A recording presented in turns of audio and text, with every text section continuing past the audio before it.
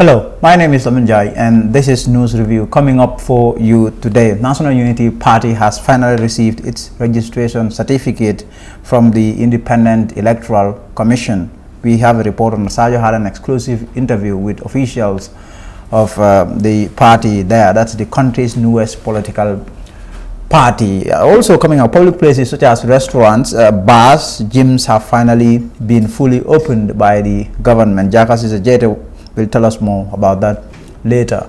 I'll be joined on the show by Mari Jobate later. Before all of that, we will see what the papers are saying. I have the Standard. I also have the Point newspaper. We'll begin with the Standard and see what they are saying. Gambian 16 arraigned in Senegalese court. Also, Tijan Jaite appointed Goodwill Ambassador. Alkali Conte appointed Special Presidential Advisor. Mayor Rohilo elected President of the African Capital Cities Forum. Government opens investigations into Fisheries bribery scandal. On the Standard today, a magistrate's court in Ziguinchor, that Senegal, has remanded a 16-year-old Gambian who was arrested with his brother in Aben last month for alleged illegal fishing in Senegalese waters. Ousmane Cissé, a student of the President's International Awards, was reportedly handed to the Senegalese security officials by his brother when they were arrested as a guarantee for him to return with the money to pay the fine. Ousmane's arrest reportedly resulted in the firing of a warning shot between the Gambian Navy and the Senegalese forestry officers. The Gambian Armed Forces has since said it is investigating the incident but gave no further details. So yesterday, the Standard spoke to Abubakar Kendo Cissé, Ousmane's father, who said when they were arrested, his half-brother handed him to the Senegalese securities as a guarantee. It was only 3 days later that we received a phone call from Ousmane informing us that he was handed to the Senegalese security by his brother, who promised to go get money to pay their fine. Tijan Jaite appointed Goodwill Ambassador. Former Gambian international footballer Tijan Jaite has been appointed and conferred with the position of Goodwill Ambassador. The appointment made by President Barrow took effect from the 24th September 2020. Also, Alkali Conte appointed Special Presidential Advisor. That's the role my party left, I believe. The Standard has been reliably informed that Alkali Conte, a former member of the Public Service Commission, PSC, has been appointed Special Advisor to President Adama Barrow. Conte replaced the leader of Gambian Moral Congress, Mai Ahmad Fati, who resigned from the position in October last year. Mayor Lowe elected President of the African Capital Cities Forum. The Mayor of Banjul, Rohi Malik Lowe, has been elected to the position of President of the African Capital Cities Sustainability Forum. She would serve in the position for the next 3 years. Also, government opens investigation into Fisheries bribery scandal. The Gambia government has given instructions for the police to investigate the alleged bribery scandal at the Fisheries Ministry, according to Ibrahima Sankare, government spokesperson. Let's see what the other newspaper today is saying. That's the Point.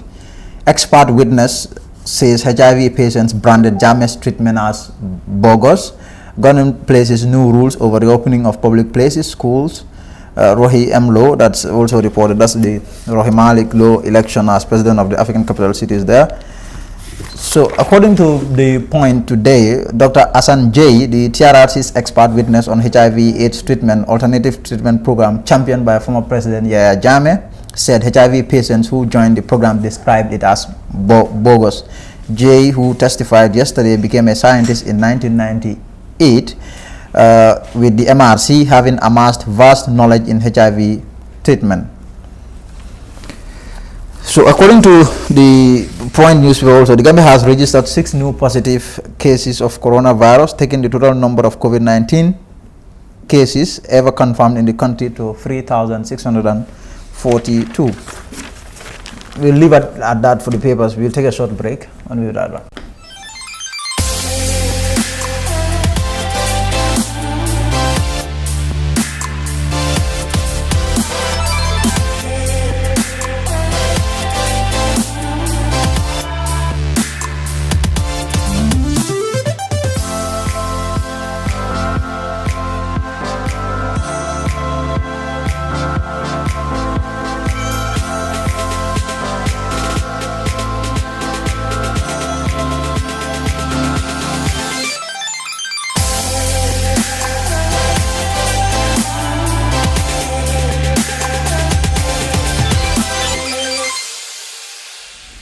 Thank you very much and welcome back. The National Unity Party, that's the country's newest political party, has vowed to wage a comprehensive war on corruption if it forms government, that is, if it comes to power. The party's officials, led by their leader, Usman Jame, today collected their registration certificate, which formally marks the end of their registration process there. Sergio Brito spoke with the officials shortly after they collected their certificate.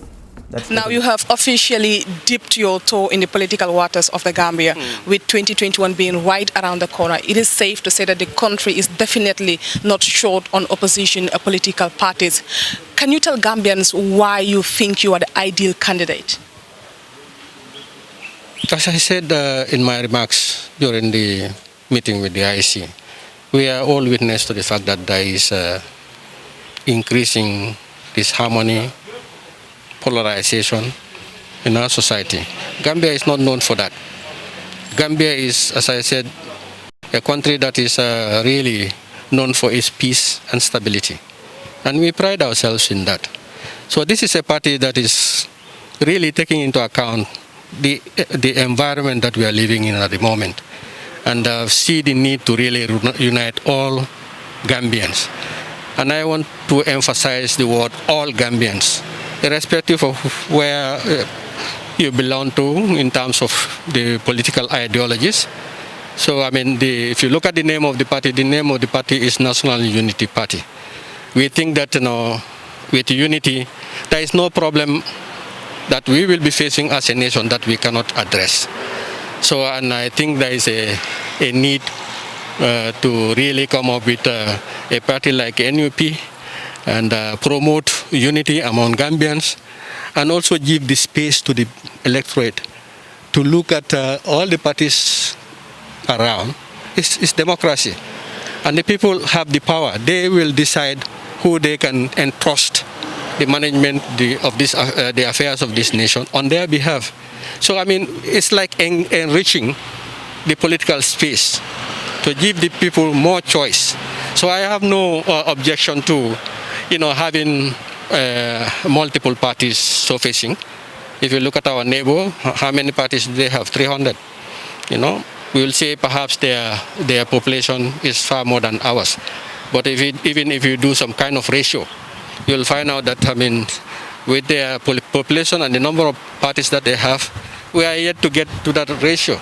I mean, we can say that, to reach the level of the diversity in the politics of Senegal, we need to have something like about 20 parties. I have also looked at your party logo, which is very important because it tells what exactly a party stands for. So why the tractor and the three stalks?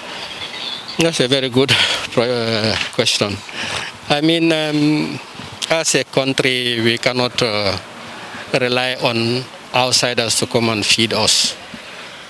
Basic things that we are blessed with the atmosphere, the environment for us to be able to produce. There is no reason why you should be importing some of these things that we do import and spend a lot of foreign exchange on. So tractor is quite critical. We want to make sure that we give agriculture the emphasis that it deserves, not just lip service. Agriculture is the backbone of the economy, and yet you do very little. You look at the budget. How much of the percentage of the budget goes to agriculture? We made our commitments as a nation. If you look at the Maputo Declaration, I mean, we as African countries have committed ourselves to allocate at least 10% of our budget to agriculture to combat this issue of food security or food insecurity in the continent, and then to make sure that our people are able to take care of other things. I mean, an empty stomach cannot stand. So agriculture is key in our own setting, and then at the same time we don't also want to say yes, agriculture is important, 10% of it. But we also have to know how we address the issue of agriculture. What we have at the moment is relying too much on nature, the rainfall. And then that's it. When we are blessed as a nation, we have underground water resources. We have a river that is very fresh. Almost half of the river is fresh water. In the upper parts of the country, I mean, that can be the basket of the food basket of the Gambia. We have fresh water. We can tap those water resources to increase the acreage on the irrigation, to be able to really attain the level of food production that we desire. Not only perhaps for our local consumption, we are looking at even the export market to earn foreign exchange, from this particular important sector.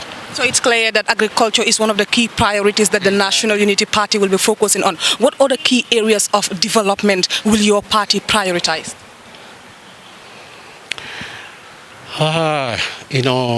We are going to be guided by, as I said, we are going to work with people. Already we have had a lot of cries of the people. So it is important that as a party that is established to work for the betterment, for the interest of the people, you listen to the people and you know what the people want, and provide those requirements to the people. I know food is very critical. I mean, I have already spoken about that. But people also want development. They want to have electricity 24 hours. They also want to have clean water. Those are basic requirements. But we know even in the urban areas as well as in the rural areas, we have those kinds of challenges. So we are going to really, as I said, focus on the needs of the people. We've had, of course, it is a concern that has been echoing in our media, the problem of the fisheries sector. We've seen the incredible thing of, the type of fishing in our waters, and now we have seen also that these fishing trawlers or foreign fishing companies are now not satisfied with what they are catching out there. They are coming into our bolongos, in our river. That is very dangerous. Our government and NUP government will not allow foreigners or foreign fishing companies to fish in our bolongos. That we will leave exclusively for artisanal Gambian fishermen. So that is our policy when it comes to the fisheries sector. And finally, before I let you go, Mr. Jammeh, I don't mean to put you on the spot, but this fisheries ministry has been, in fact, on the radar the past days following allegations of corruption. If you were in government, what would be your position regarding this scandal? We will take swift action. In my statement at the handing over ceremony of our certificate, I emphasize the battle that we will wage on corruption. And we are not going to, allow the situation, the status quo to continue, where the small fish, you still maybe $1,000 is here in mile 2. Somebody with hundreds of millions go scot-free. We are going to make sure that anybody found liable, even if you are rich, you are able to pay all your fines, but you will still have a mandatory jail sentence. This is a deterrent. You can pay your fines, but you will go to jail. This is where progressive countries around the world do. They don't joke with corruption. Corruption is a cancer that kills any nation. So we are going to be very aggressive with that.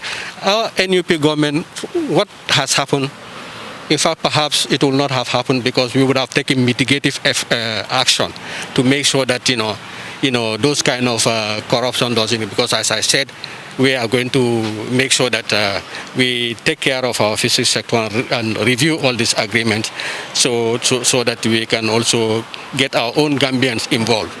I mean, you are getting foreigners to come and fish, and then they will export their fish out there. What of the Gambian? I mean, there are so many youths here who are sitting around wanting to be engaged in our economy. I mean, I don't subscribe to the fact that, Gambian youths are lazy.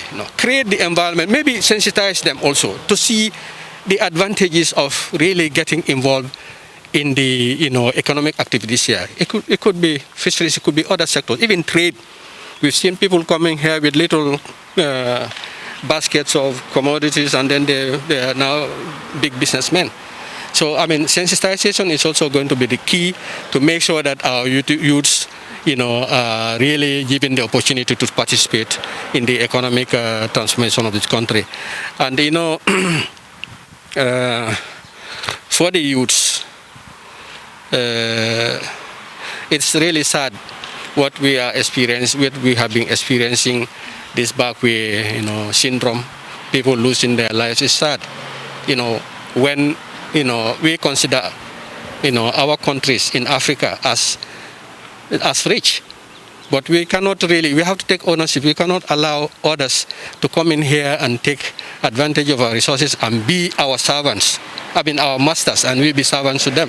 So we are going to really have a conscious policy to make sure that we empower our own nationals, especially the youths and the women, to participate actively in the economic transformation of this country. Thank you very much. Thank you very much. Watanbe, brought to you by Afrisa. Be part of the amazing conversations with Gambia's greatest minds and personalities. Get ready to be entertained, inspired, and motivated on the Watanbe platform.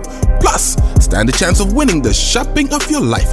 Call or SMS 1010 for $3 is only to win cash prizes and a free shopping spree. Join Watanbe live on GRTS and social media on Mondays and Fridays at 9 p.m. Kailin New Watan. Where AfriCell goes, nobody dares to follow. The political new boys there, Usman Jame, the supremo of National Unity Party, the country's newest political party, speaking to Sergio Brito. There. Now, the reopening of hotels, motels, bars, restaurants, gyms, swimming pools, and other public places took effect today. Jaka Sise Jete was out to find out how things are going, and she came through with this report.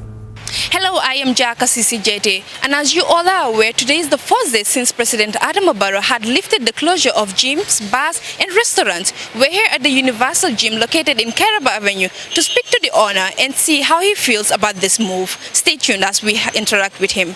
Yeah, I just feel so grateful because ñun yaga nañ di lijeenti li ni luñ tok yépp lockdown so toguñ won.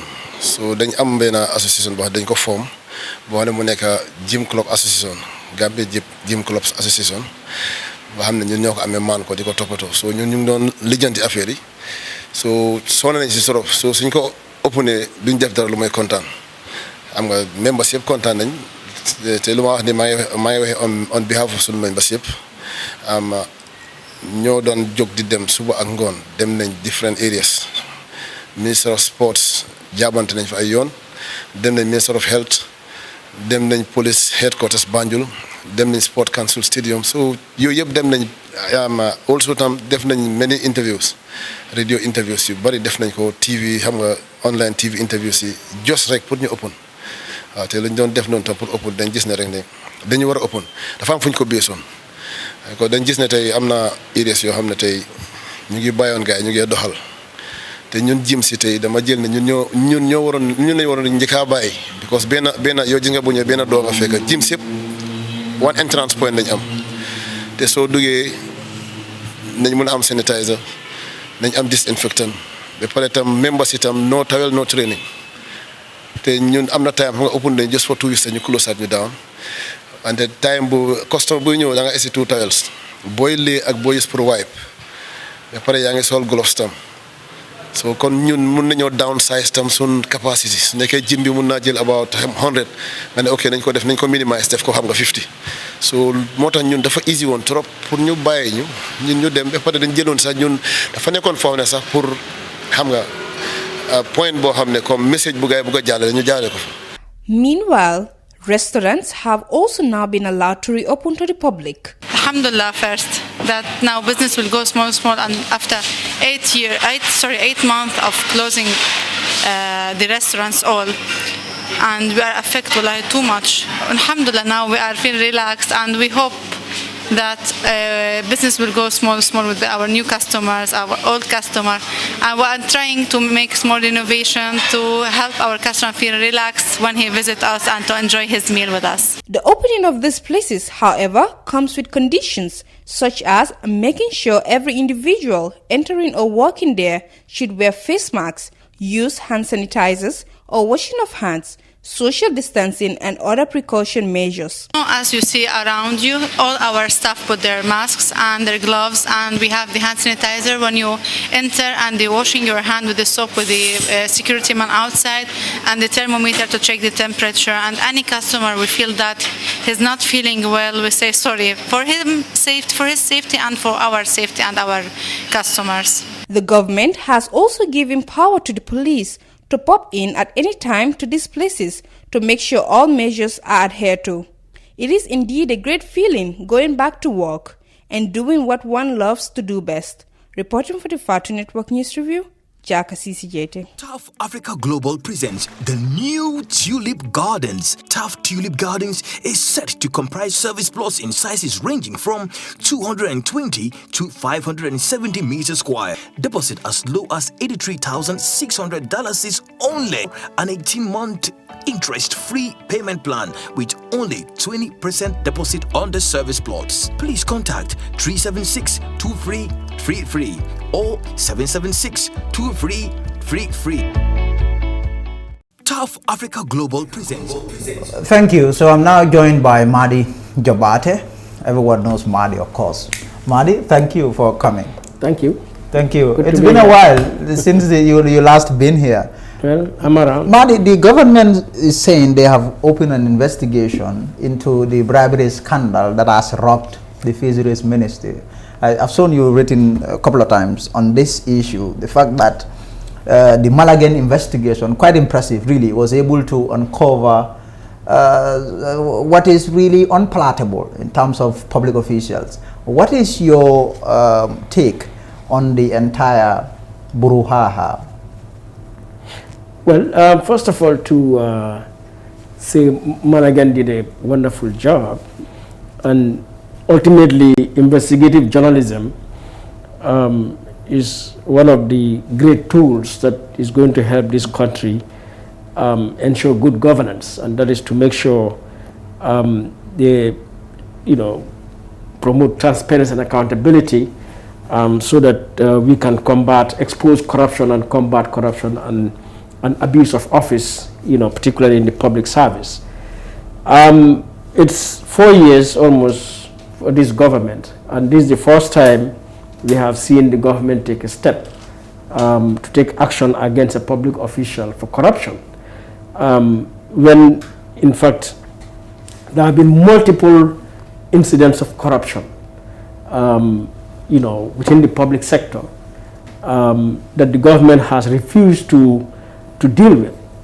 And so this is a welcome move, but indeed long in the day that we should have seen way back since 2017, government taking action to address corruption, by prosecuting public officials who are engaged in corruption and abuse of office.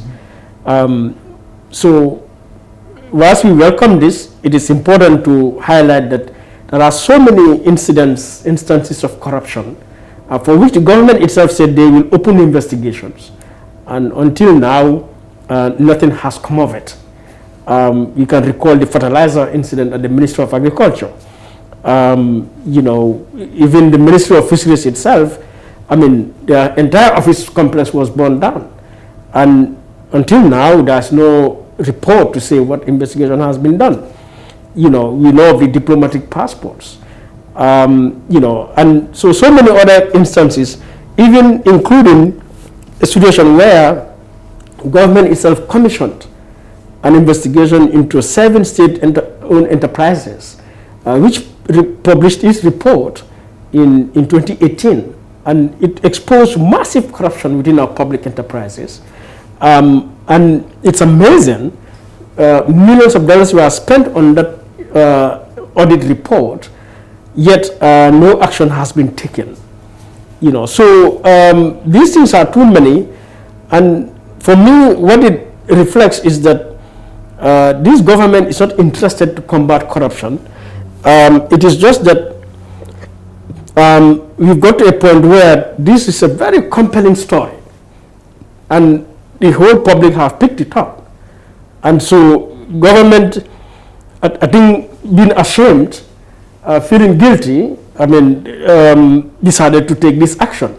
But we have to follow whether actually investigation would be done on this issue. And while that is going on, it is important to also highlight that the president should have even suspended or sacked his minister for fisheries, where this thing happened. One would have expected that Golden Lead Company itself, as a foreign company involved in the bribery of public officials, would have been immediately suspended, to show that indeed this government is interested to combat corruption, the president in particular. But none of those has happened. And we know, of course, at the final analysis, this country has no anti-corruption body. One would have expected, given that the hallmark of the Jammeh regime was corruption and abuse of office, abuse of power, one of the first institutions to be created in 2017, when this government took over, should be an anti-corruption body. Unfortunately, that body has not been created, and it is now 4 years, and we are still yet to see an anti-corruption body, so that they would have taken this matter to investigate. But yes, this story has come out, it's compelling, great, investigative reporting.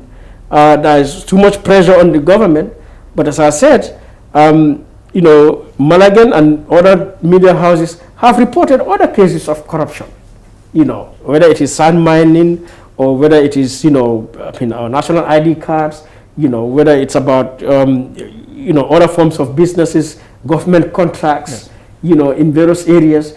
And all of those things have been ignored by this government. And no society will progress if corruption is not tackled. So I'm not excited by this action, indeed, even though I welcome it. But I think more than any time, Gambians need to be vigilant to see where it ends. And probably this is the time to also raise that issue about the public. It is great we have our media doing their best to come and expose issues like this. But it is high time the general citizenry of the people, of the Gambia, realize that ultimately it is us who should make these things happen. I would have expected Gambians would, react in a massive way about this issue and many others, yes, before that have been brought out by the media, so that we put the pressure on the government to ensure that there is accountability. But it is unfortunate in this country, even when we see blatant corruption, blatant abuse of power, abuse of office, police brutality, yes, our citizens still are very dormant, very docile. They, keep, yes, silent about it. Yes. And that is not going to help even the media. It's not going to even encourage the media. Al Jazeera conducted an investigation into passports in Cyprus, yes, and they released the report. From last night, the people of Cyprus are standing before their parliament to protest the massive corruption. And these are the citizens, right? Yeah. That is different from journalists. These, yeah, are the citizens. Yeah. The, yeah, journalists where their work would stop, yeah, would be to do the investigation, yeah, and be done with it. Then, yeah, the citizens would have to pick it up. Yeah. So it is now citizens who have now been given all the necessary ingredients, the information, with which we should now use to make or break this country.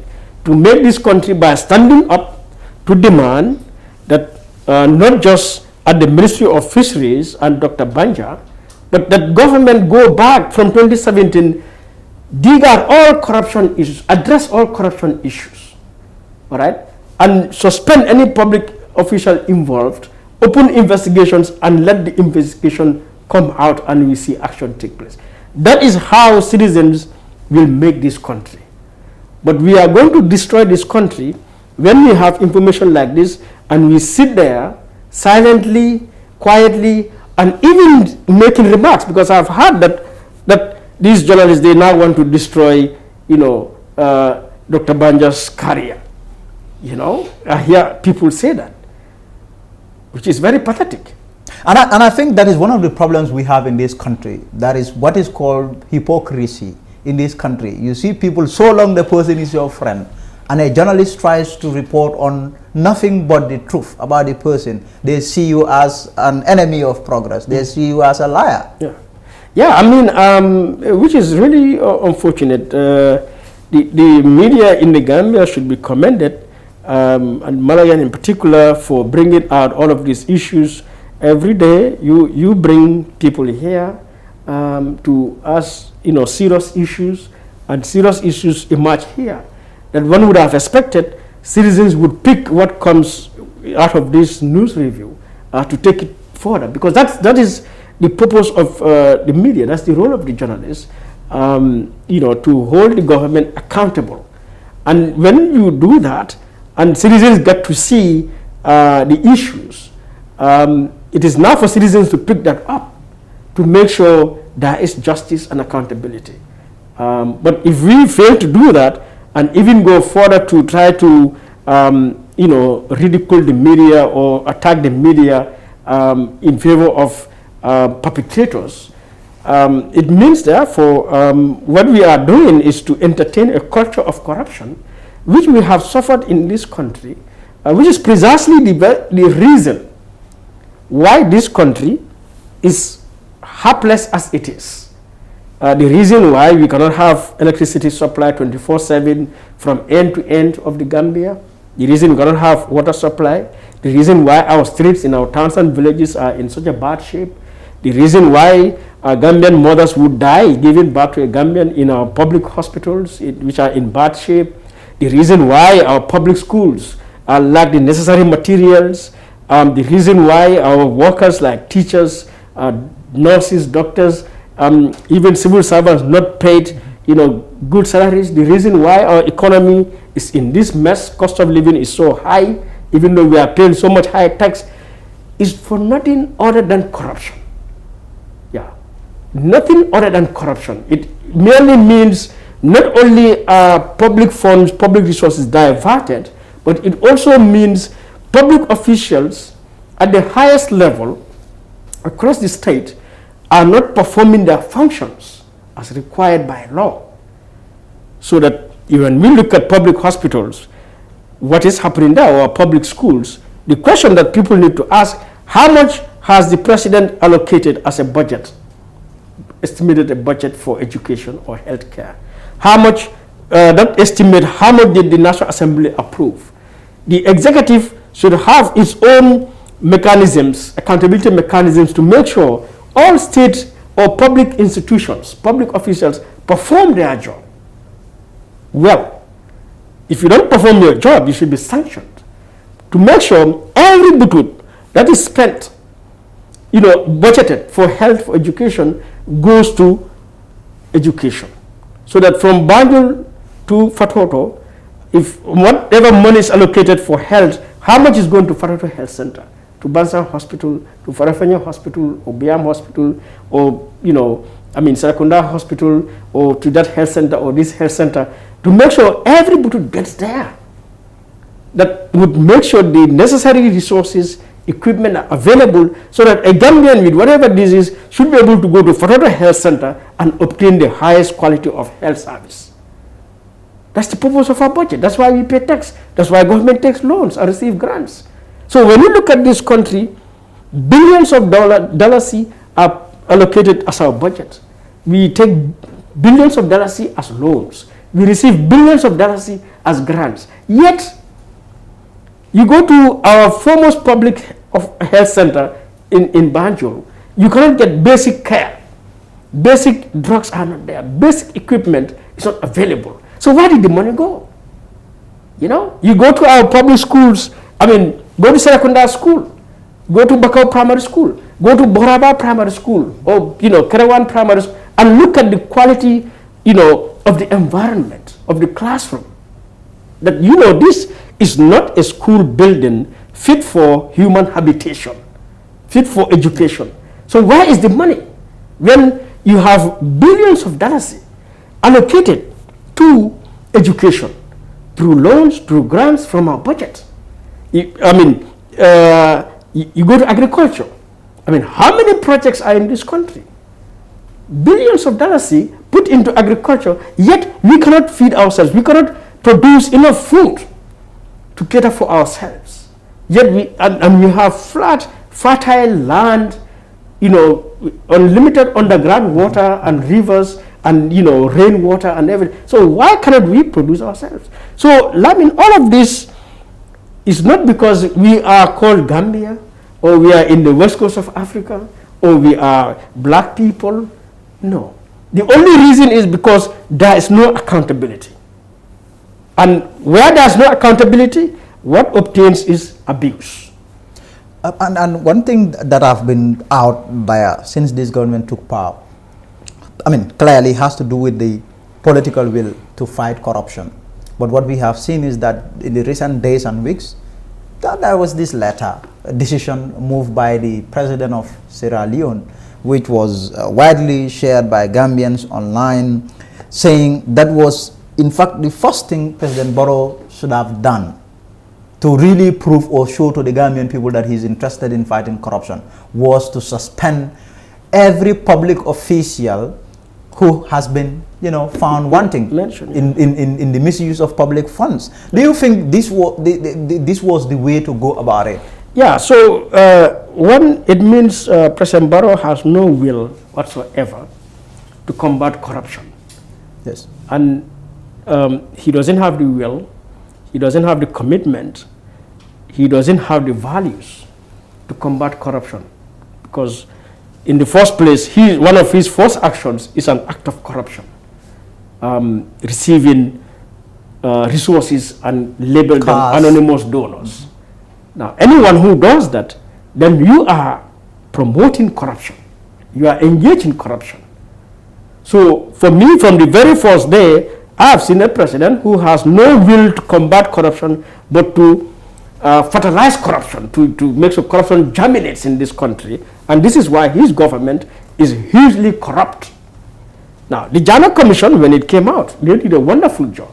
And I would urge Gambians, go and get the reports of the Jana Commission. Even if you are going to put it in your library, because they did marvelous job. I would refer people to just volume 3, the section on findings and recommendations, and see how public officials aided and abetted Jammeh to open all sorts of bank accounts in all kinds of banks, to go and withdraw thousands and millions of dollars just like that, when that is not their function. And you have these individuals still operating in our government, still doing things around. So one would have expected, when that Jana Commission report was presented to the president, a president who is committed to combat corruption, to end abuse of office, would have declared first and foremost that anybody mentioned adversely in this report, if you are working in the government, you are hereby suspended. All right? To go and clear your name in the courts, and to implement the actions that the government, the Jana Commission has recommended in full, not to selectively pick, how to implement that. So it clearly means this government under Barrow is not interested to combat corruption, abuse of power, and that explains what we are seeing in this country until today. So apart from bribery cases like this, the fact that a company like Golden Lead can still be operating in the Gambia, damaging our environment in any way you can imagine. Why did the incident in Faraba happen, that 3 Gambian youths had to die? Because you give contracts to foreign and local companies in ways that are dubious. All right? The Semlex contract, the contract with the EU in our fish, for fish resources. the Banjul Road project. And many other projects that are taking place now, government contracts, whether it's tourism. Not long ago, I mean, the staff of the tourism, Ministry of Tourism or GTB, yes, I mean, wrote to the National Assembly to expose massive corruption, and no action was taken. Not long ago, the Minister of Health stood on the floor of the National Assembly to say there is massive corruption in his ministry. Yes. Not the National Assembly, not the police, not PMO, not the minister himself took any action to deal with that issue. All right. So these are all issues that are prevailing in this country that need to be addressed. So, but nothing has happened. But one thing clearly, it would appear that the president and his advisors see all of these things as mere speculation. Reason being, I interviewed one of his advisors just 2 days ago, and what he said is that governments don't operate by speculation. Even after I put to him that, listen, there is an investigation that has happened. It has uncovered massive corruption on the part of the government, but they see these things and that the president doesn't operate by speculation. Well, so clearly, the president would appear is looking at all of these things that we are talking about as just mere speculation. I mean, that is one of the most nonsensical statements an advisor could make. And for me, that advisor needs to be sacked. Because what is speculation here? Really? The government commissioned audit of 7 SOEs. They produced a report. What is speculation there? The Minister of Health stood on the floor of the parliament and talked about corruption. What is speculation there? This Malagan story and many other stories that came highlighted corruption in many sectors. What is speculation there? But if there is speculation, investigate it to prove whether that speculation is right or wrong. So, and clearly they wouldn't even know how to even go about it. What was also shocking was that even after the government sanctioning an investigation into this scandal, what they did was to reach out to Malagan. Yeah, for Malagan to tell them where they got this information from. Well, you know, that shows the incompetence of the government. A newspaper, a journalist, the media exposes corruption, which is compelling. And you as a government open an investigation. That media cannot be a source of information for you. Exactly. The information is already published. Yes. So if anything, that is it. Yes. So it is for you to now go and do a proper investigation if you are a competent, a determined government interested to combat corruption. Yes. So by telling me this, you've even raised my doubts now, because by telling me this, what this means is this government wants to play with this case. And because, if I am to advise Malagan, I will tell them, don't cooperate with them. But Malagan simply cannot cooperate with them, because Malagans, their sources spoke to them on condition of them being protected. So don't cooperate with them, because now they want to rely on that to make this a foolish case. All right? But that just exposes more the incompetence of this government. And so, if a presidential advisor should claim these are speculations, that is a nonsensical statement, and that advisor does not deserve to sit in that office anymore. He should be kicked out. All right? I mean, look at the COVID funds. How much money has Gambian government allocated for the combat against COVID? Now you are opening all other places. So where is that money? That COVID money, why is it? You've done a supplementary appropriation bill over $2 billion. Before that, you've already spent more than $2 billion. I mean, where is all of that money? So it's shameful that a presidential advisor would have no good thinking other than to sit here to say his government, those issues are speculation. And you're a presidential advisor. I think if the president has some sense, should realize that this advisor is digging my grave. I should sack this advisor. You as an advisor should help the president to tell the president, hey, look, there is serious issue here. There are problems here. My advice is take action. Then we are helping the president. But to sit here before Gambia and deny all of these issues, it means you are not helping the president, you are not helping the government, you are not helping the people of the Gambia. I mean, for me, that advisor is nothing more than a traitor, a betrayal of Gambians. Because the evidence is compelling. How can you sit here and say that is speculation? So it is shameful. Well, clearly they are saying that the president doesn't operate by speculation. So maybe that is why That is not much commitment that we are seeing. Away from that, let's talk about the fumbled draft constitution. I mean, clearly you expressed your disappointment when it failed to pass the National Assembly test. What do you have to say about the fact that the MPs were not happy and then they threw it out? No, those who voted against the draft constitution did not vote because they are unhappy, because there's a problem with the draft constitution. They voted against it purely to protect selfish personal interests. And that is very tragic. What do you mean by that?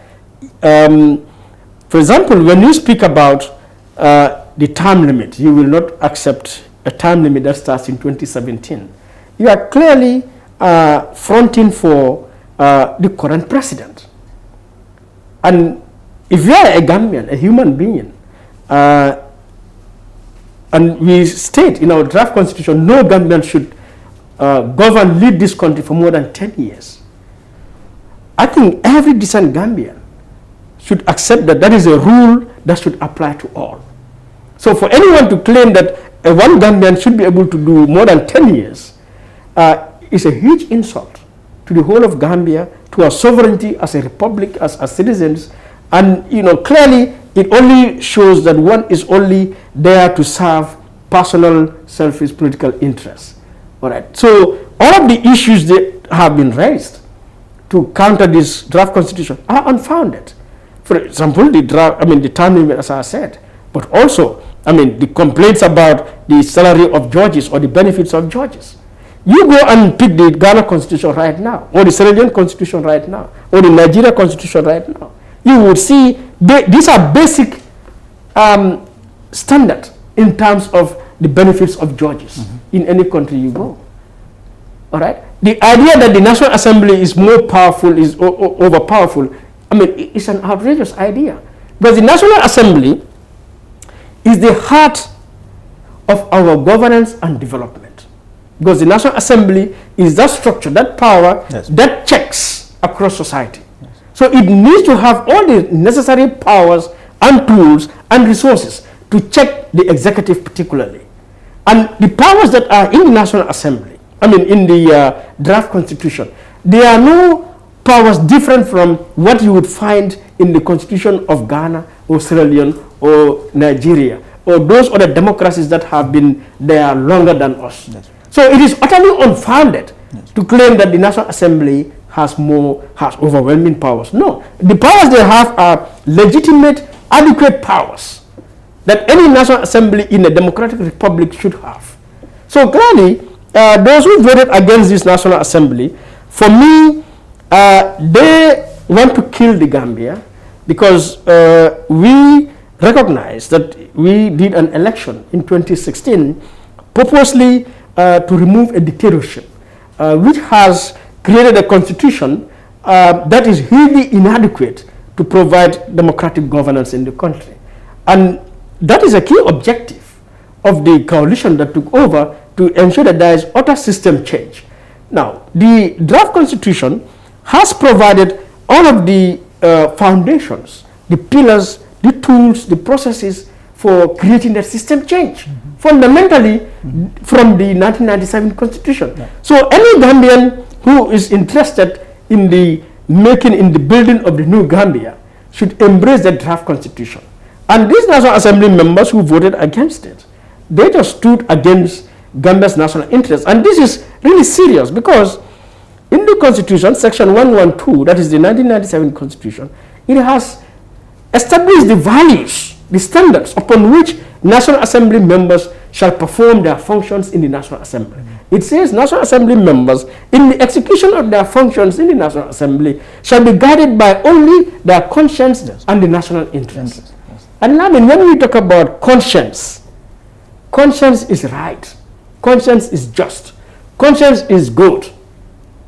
So if the National Assembly, if you're a National Assembly member, you are in that house, you should think according to your conscience. And your conscience would have told you that we need this draft constitution.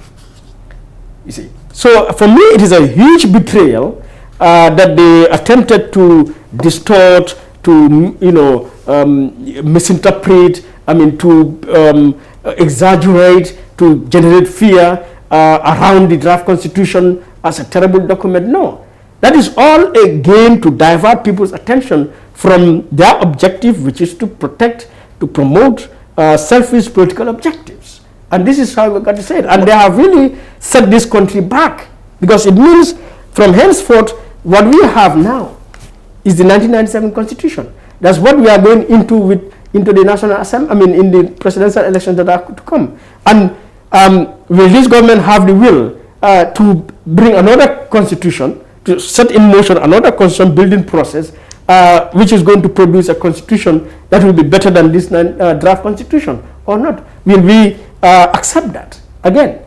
All right, and this is the reason why some of us have argued that National Assembly members, just like the executive, should not touch this draft constitution. I was going to ask you that. Don't you think you made matters complicated? You confuse the MPs there when you say they have no right at all to touch the document. No.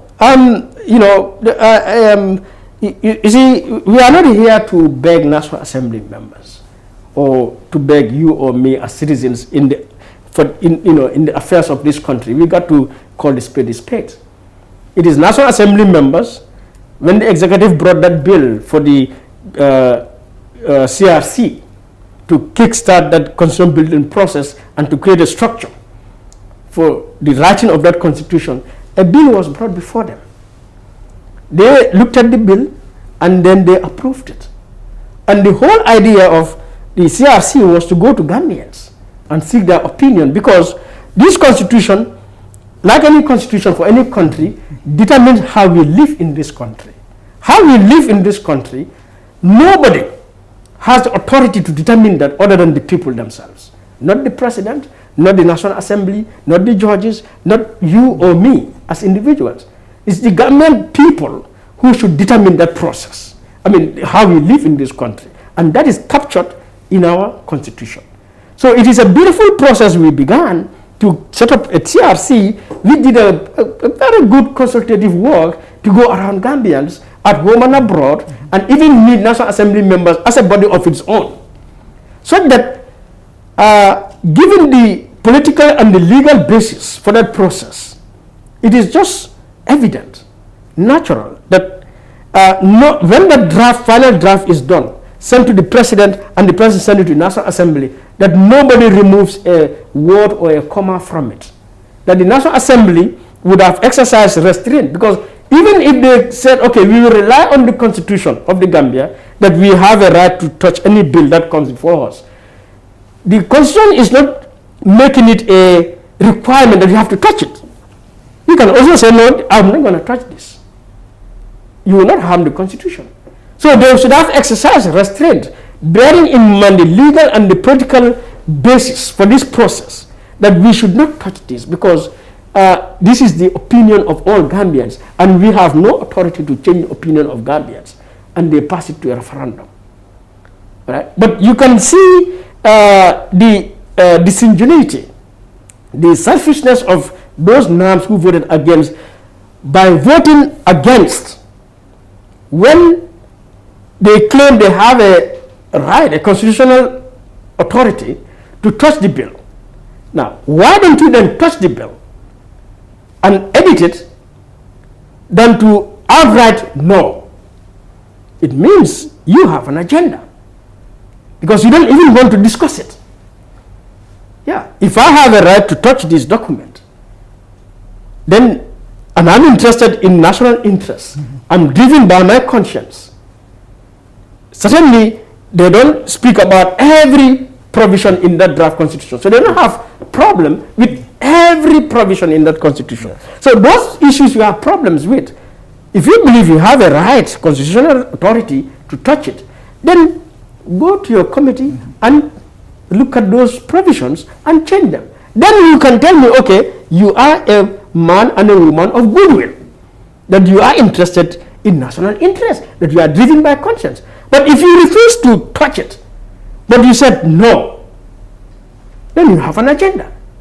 And for me, that is what they have demonstrated, that they have an agenda. But for me, I think, if anything, it is our error as a people. I think as Gambians, we should have all stood our ground from the very beginning, that no National Assembly member touch our draft constitution. Because it is our opinion. It is how we decide how we live in this country. Yes. Do you realize that some of those MPs that voted down the draft, what they are saying is that their people said they should go there and then vote against it? Do you realize that? Well, yeah, these are people that are representing entire constituencies. No, I think that is false. Because I challenge each of those MPs who voted against the draft to give evidence where they held a town hall meeting in their constituency, or a radio program in their constituency, or a rally in their constituency, or any meeting in their constituency, to show us this meeting was talking about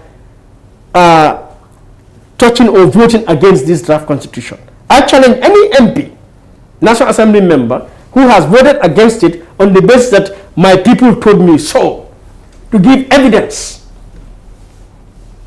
Yeah. So I'm making this public challenge to all National Assembly members who voted against it to uphold your integrity, to uphold your willingness to uphold national interests, to prove that you are driven by your conscience. Show us in pictures and videos. Or even in minutes. How about those MPs that don't have constituencies, but yet they voted against it? Yeah, I mean, the disasters in the first place, we should never have had any MP in the parliament who is not voted by the people. Yeah. But that is even more scandalous. Because if you are nominated, to be in the National Assembly, you should take that my constituency is the whole of the Gambia. Before you take any decision, if you are a nominated member, if you cannot be driven by your own conscience, your own knowledge, understanding of issues, nothing stops you to go to Basse and consult people, to go to Farafanya and consult people, to go to Banjul and consult people as a nominated member, to go and talk to different categories of our population. For example, we know the Christians have issues with the Constitution. If I'm a nominated member, did you take time to go and meet the Christian Council to understand their issues and concerns? And then come and raise it at the raise it. Yeah. If you're a nominated member, that is what I expect you to do. If you cannot on your own be driven by your own conscience and your own understanding of national interest. But you did not do that. Yet you can have the audacity to stand in our national bantaba and speak, make outlandish claims. Now, one thing that you've also advocated for was the fact that, well, it has been rejected, and you advocated for the blockade, if you like, of State House. What are you exactly talking about? People say Madi is always quick to rush into protest, because protest is the lifeblood of democracy, of good governance. Whether Gambians know it or not, whether they want it or not, progress in a democracy does not happen. Democracy does not operate in a republic until citizens protest. The evidence is there, even in the Gambia. Protest is what gave us independence.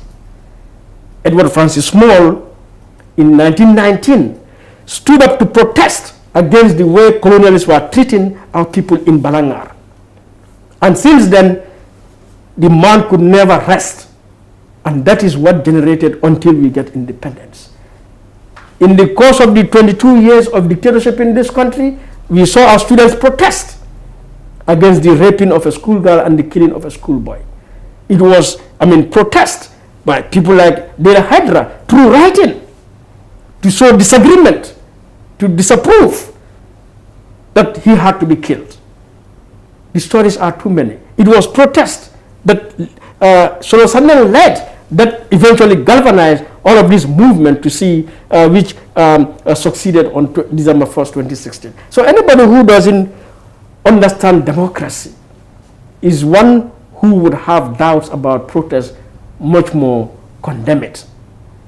I have said this many places. It is a matter of being ignorant. Ignorance, yeah. I have said this many places. Democracy is not given to the people by the president, or by the speaker, or by the chief justice, or by the IGP, or by a minister. Go to America, United States of America, or France, or Sweden, advanced countries, democracies like that. Yes. Read their history from the beginning until today. The people who give democracy, who deliver democracy, who maintain good governance are the citizens. Not by sitting at home, but by coming out. Because, you see, I mean, one thing our people don't understand, politics without risks, there'll be no accountability, there'll be no transparency, there'll be no justice. Until we make our politicians face risk for their decisions and actions, they will not act. So right now, our people should have been protesting at the massive corruption in this country. And this is what we see all around us and around the world. As I said at the beginning, right now, people of Cyprus are standing before their parliament against corruption. You go to Israel, what happened in Mali? You go to Nigeria. For 7 days now, citizens are there standing against police brutality to the point that they had to ban that anti-crime unit in Nigeria. Yeah, the SARS. Yeah, the SARS. So, Lamin, if the people of Nigeria don't do that, SARS will never be banned. And the examples are many. In France, an advanced country like that, people put on yellow vests. For 1 year, they stood up and made President Macron withdraw from a lot of decisions they wanted to take. Not to talk of Hong Kong. So, Gambia is not a special country. We are not in another planet. We are on this earth. And this democracy is the same democracy everywhere. But a lot of people find this call for people to go. So this call, yes. So I feel, yes, it would be laughable because the people say Madi Westfield Jobate. So anytime you hear Madi Westfield Jobate, know that these are individuals who want to perpetuate bad leadership, bad governance in our country right now. People who are defenders of dictatorship.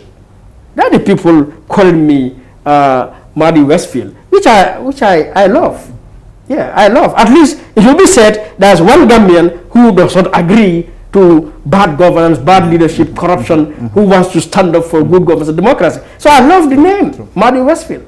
All right? Maybe they should add it to Madi Makati Square. Yeah, understand. But what I was calling, and I've told this to our civil society, we had meetings, that look, if I wish I had the power, that one can call 100,000 Gambians, the day the speaker, that very moment said this bill is dead.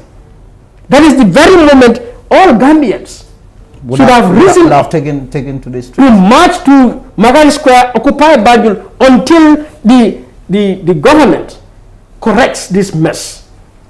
That is what we should have done.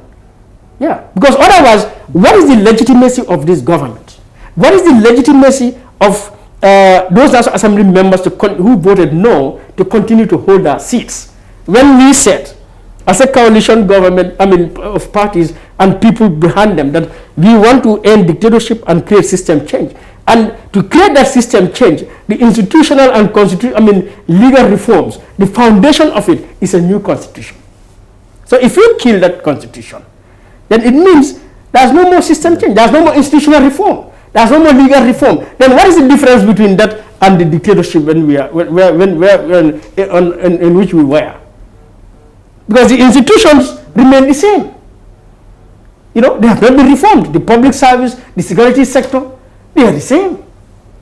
So if you don't change that, then you are still under dictatorship. If the laws remain the same, the institutions remain the same, the culture in the public service remain the same. This is why this corruption is coming out. This is why public services are in poor shape. So what is the point? And in the next moment, what you're going to have is abuse of rights. Yeah, this is why you can have, an anti-crime unit who are there, brutalizing our youth. Because there's no system change.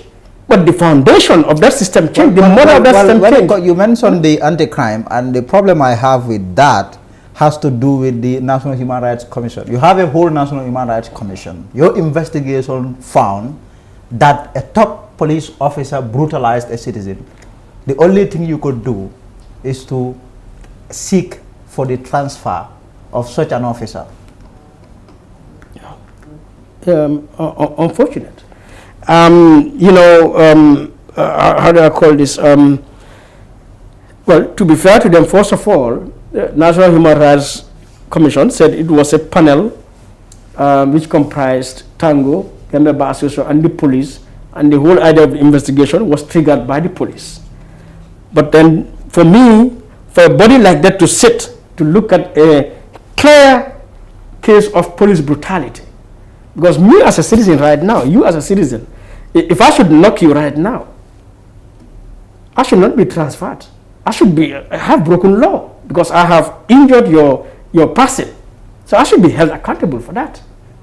So it is even more serious if I'm a public officer to hit a citizen. It's not justified in any way. So for me, for that body to sit down, to look at this clear case of abuse of power, and only to reward the perpetrator, because for me, what happened is a reward. That perpetrator is travesty of, unimaginable proportions. And I am so disappointed, and I hereby call on the National Human Rights Commission, the Gambian Bar Association, and Tango, and the police themselves to get back, to reverse that decision, to withdraw their report. That is what I would demand of them. But failing that, I'm demanding that the president not only ensure that Gambian Boop faces justice and accountability, but that anti-crime unit needs to be disbanded so that we create a proper structure on very strong values and standards for human rights in law enforcement, equip them with the necessary resources so that they will be able to combat crime in this country. All right? When we say these things, a lot of our citizens do not seem to see the bigger picture, that just remove the bad ones. No. That institution is infested with a bad culture. All right? You need to send message to all other units across the security sector that torture, police brutality will not be tolerated. Action will be taken. So the Nigerians, what they have done, all right? They disbanded SARS, redeployed all officers to other units, but also opened investigations for any SARS officer who is found to have engaged in torture to be put to justice. To be held to account. To be held accountable. That is what a serious government society does. So what we need, all right, and mind you, in the Gambia, anti-crime unit is only one unit located in one place, in Kotu. In Nigeria, the SARS is present in all the 36 states of Nigeria. So even in effective crime combating crime, anti-crime unit is, as it is presently constituted, is really inadequate in every way you can imagine. Personnel, resources, equipment, whatever. It's inadequate. So if you're even serious for law enforcement, to combat crime in this country, anti-crime unit needs to be reviewed, even as it is. All right? But governments also have to realize that the basis for law enforcement, for combating crime, is not an anti-crime unit, it's the police station. The police station is the basic police unit in our communities. All right? So what we need to demand is urgent police reforms so that we begin to look at the police stations and make sure police stations are present across the country. What are the requirements for police stations? A standard police station, what should it have? Should they have a vehicle? How many vehicles? How many officers? What kind of equipment they should have? Tools, from guns to computers to, motorbikes to bicycles. You really review the entire police station to see, okay, what is a standard police station? And what kind of community deserves a police station? All right? So that a community of 10 villages, do they deserve a police station? All right? A community of 300,000 people like Serekunda, how many police stations do they deserve? Does every community deserve, neighborhood deserves a police station? So police reform should look at all of those things so that you create a standard structure for law enforcement. Then units like anti-crime unit, you see, like if you go to any security outfit, whether it's the military or the police or even the intelligence, they have specialized units. Specialized in certain kinds of issues, say crime, a certain kind of targets, all right? Operations. They don't do everyday routine thing. That's for the police station. So if you are serious about combating crime, the current anti-crime unit is inadequate, is unfit to combat crime in this country. And then when you do all of those reforms, you create a proper accountability structure, a reporting process. For example, walk down to Serekunda police station today and tell them from January to we're in October, how many cases of gender-based violence have you received here? How many cases of child sex crimes have you received here? How many cases of theft, for example, armed robbery have you received here? You understand? Do they have a computerized system at Serekunda police station, at Brikama police station, in Bakau police station, at Basai police station, so that they are capturing all of these reports, so that at the end of the day, you go to the police headquarters, they can, in one hit of the button, produce to you the various, list of statistics of crimes in this country. And then, not just the crimes, because anti-crime unit, you hear people here, because people are overwhelmed with the crime in the country, forgetting still you have anti-crime unit, you are still complaining of crime. So you don't even have the good sense to say, okay, then something must be wrong. If you feel we should not disband anti-crime unit, yet crime is very prevalent. So what are they doing? All right? How many cases have anti-crime unit prosecuted, for example? The police, how many cases have they prosecuted? So that you look at those prosecutions, how many convictions did they have and how many did they not have convictions, because they have no evidence.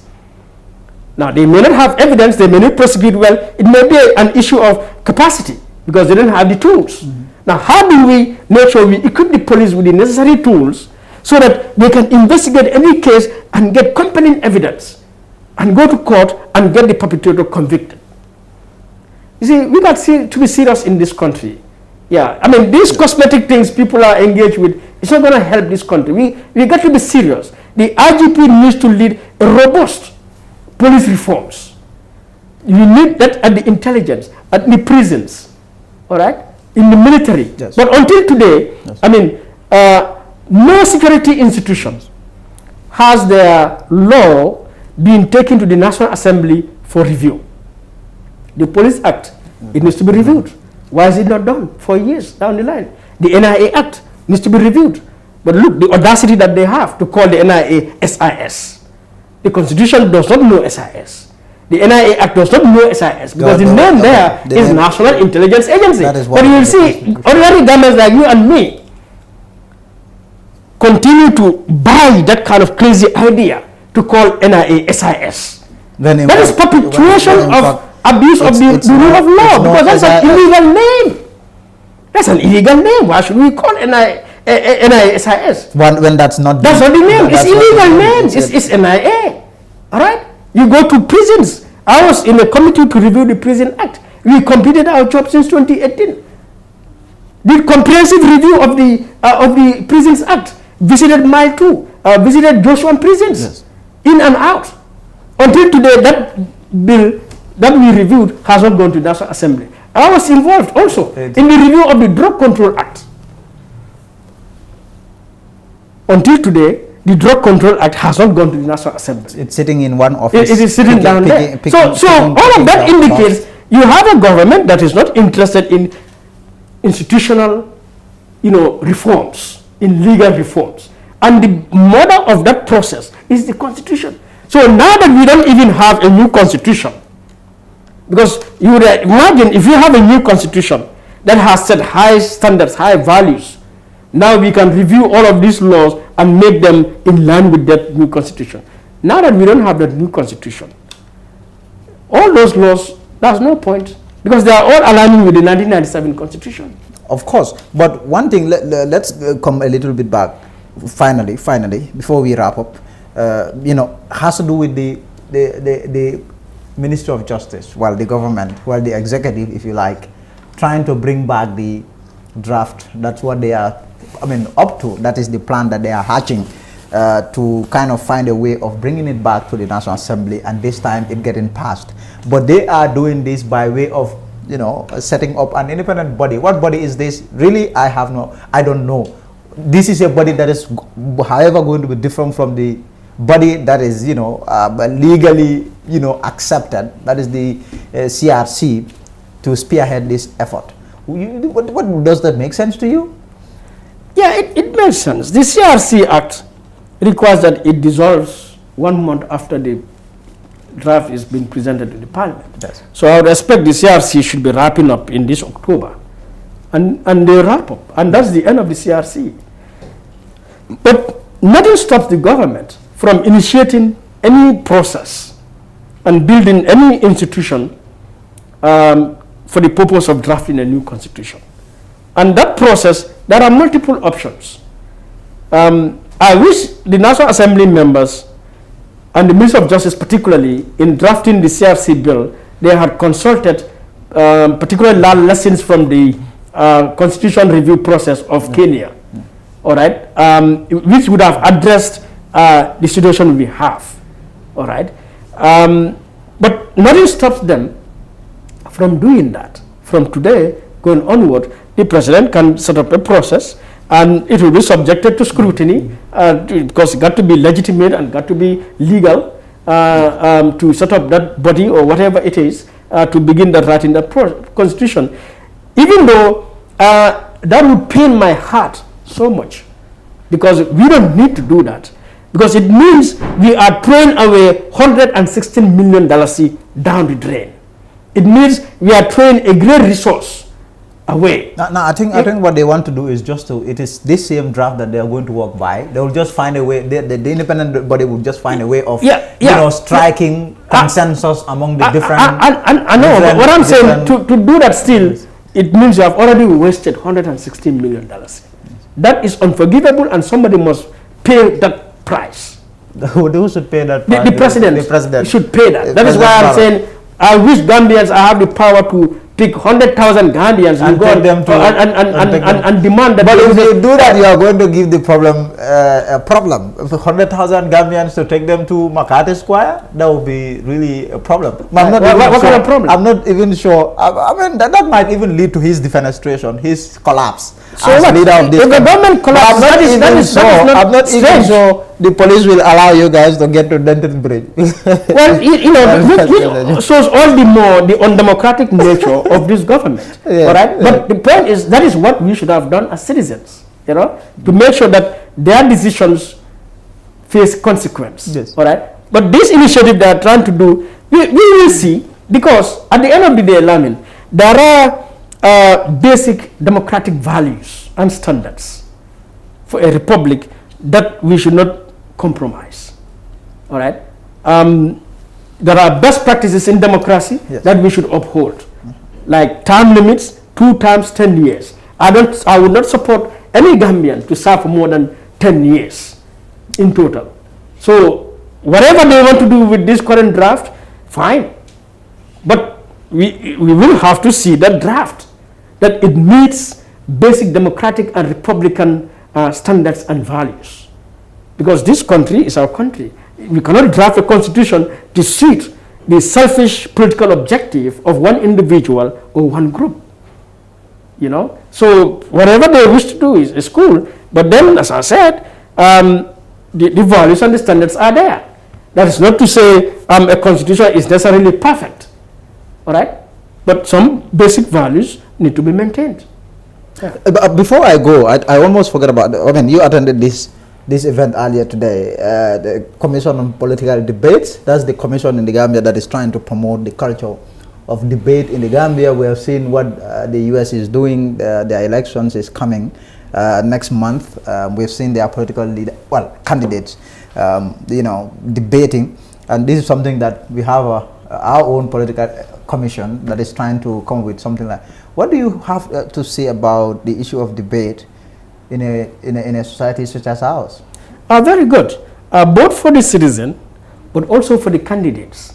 Because for the candidates, it gives you that opportunity to now face the people in a very civilized, organized, in a very, without all the fanfare, to explain yourself better.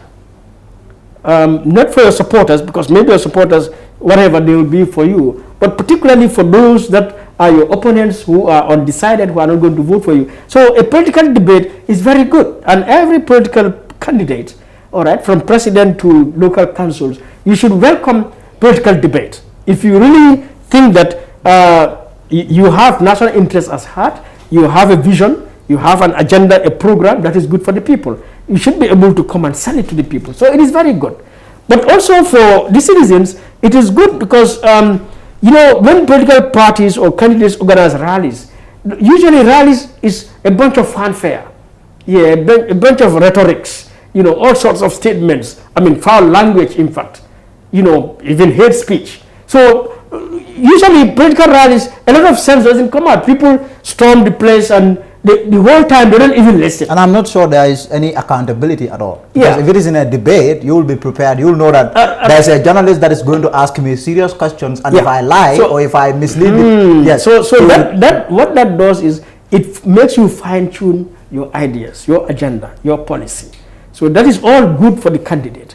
But for the citizen also, I may not go to a rally, but that debate is good source of information for me to begin to understand what candidate A wants or B and so on.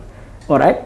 Because apart from all of that, it brings sanity to our politics.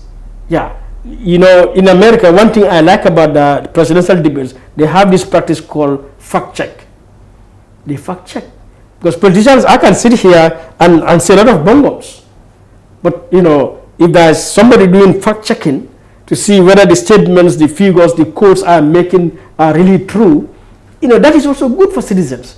So you begin to even get to the track record, the integrity of the candidate. And all of these are issues that should interest citizens. So I therefore support the culture of political debates, which actually we started that here in 2013 at Tango. We conceived of a mayoral debate in Banjul, for the 2013 local government elections, and for a mayoral debate in Kalifi municipality, but on the radio.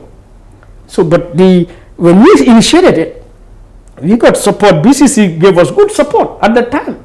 Yeah, they were very happy. In fact, we were supposed to host the debate at Gambia High School Hall, but they said, no, this is about Banjul.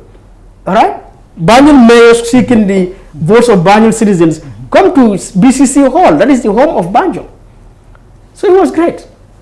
We did serious mobilization. A lot of media. I remember a lot of radio stations came to me that they want to carry the debate live. So it was going to be historic.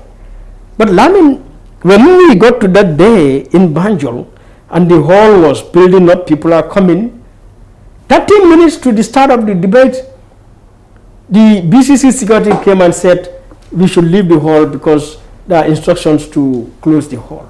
And I told them, but why? We couldn't see the mayor, we couldn't see the CEO, try to call their numbers, nobody could see. All of a sudden, a truckload of paramilitary, riot police appeared, and we were pushed out of the hall.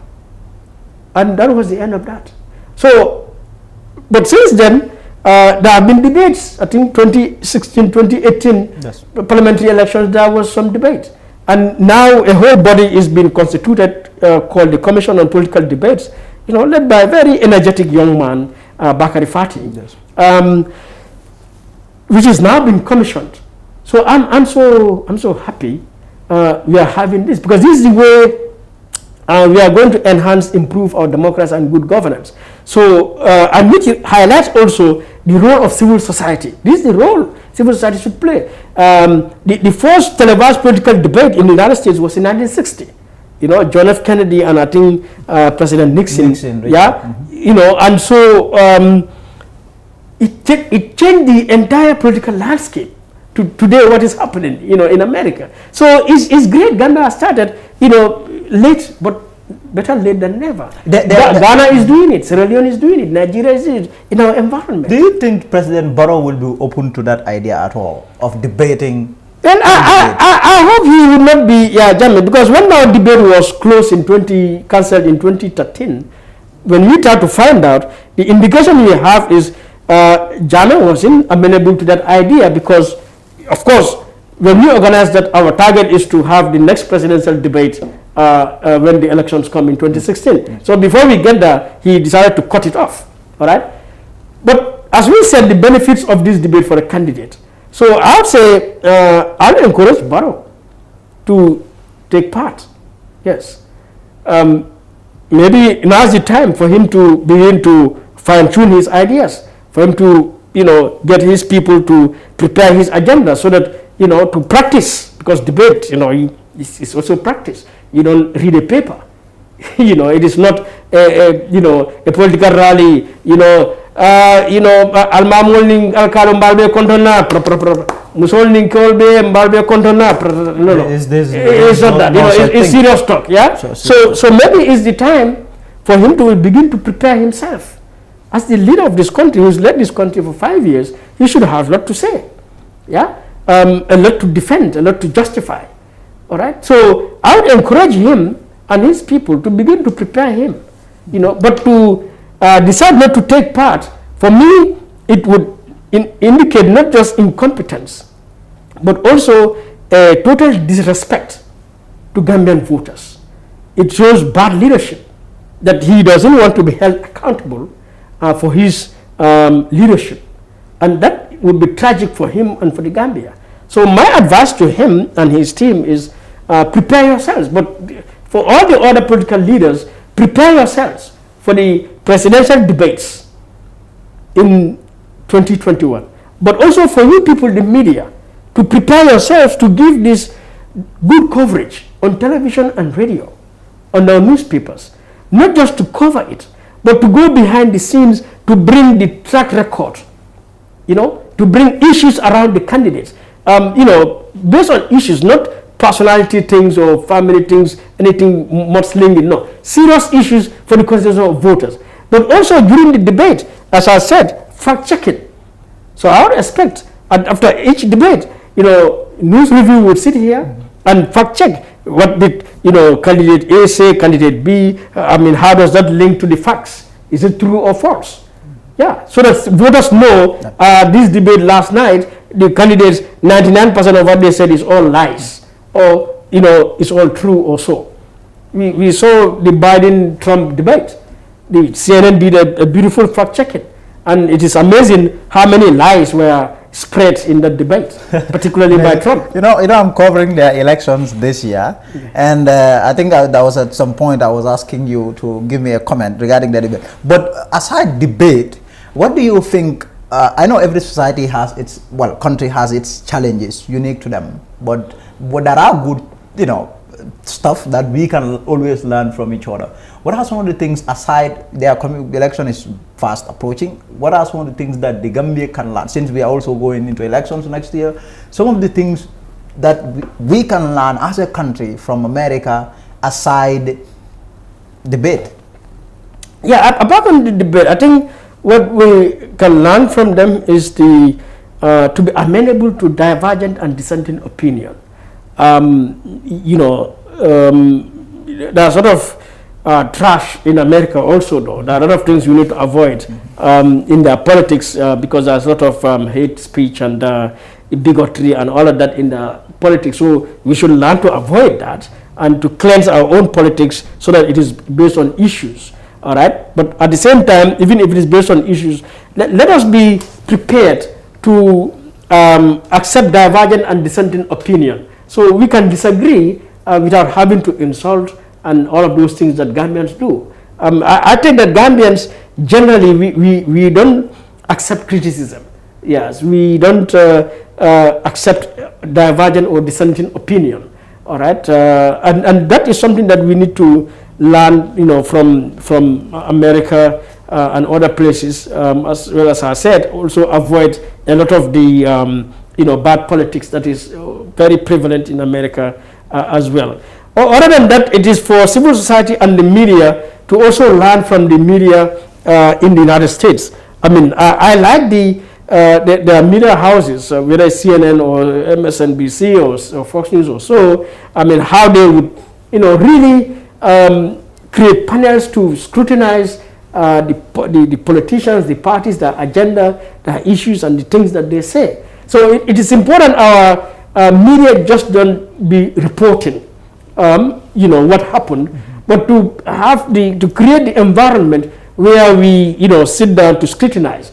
I mean, by not just bringing so-called presidential advisors here and other politicians, but to bring experts so that, I mean, what in terms of health, where the health experts to speak to the political agenda of politicians in regard to health or in regard to agriculture or about climate change or, education, about women, about children, about crime.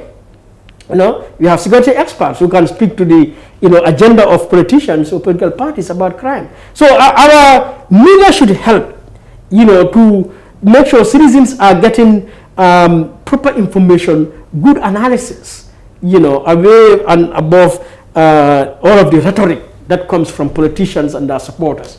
Yeah, so this is something that we can learn from them. And of course, for civil society is to get involved, not just organize debates, but political monitoring is very advanced in America. Like right now, there are a number of civil society organizations that are monitoring political parties. How many times they appear on media, what are the issues they talk about, or they don't talk about, what practices are they involved in. I mean, to check, are they engaged in, malpractices or, electoral malpractices generally, so that all of these reports come out. So we need our political parties, our civil society organizations to also get engaged, to get all of these things for our public to know.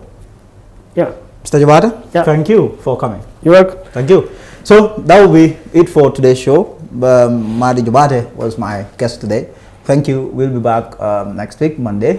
Until then, goodbye.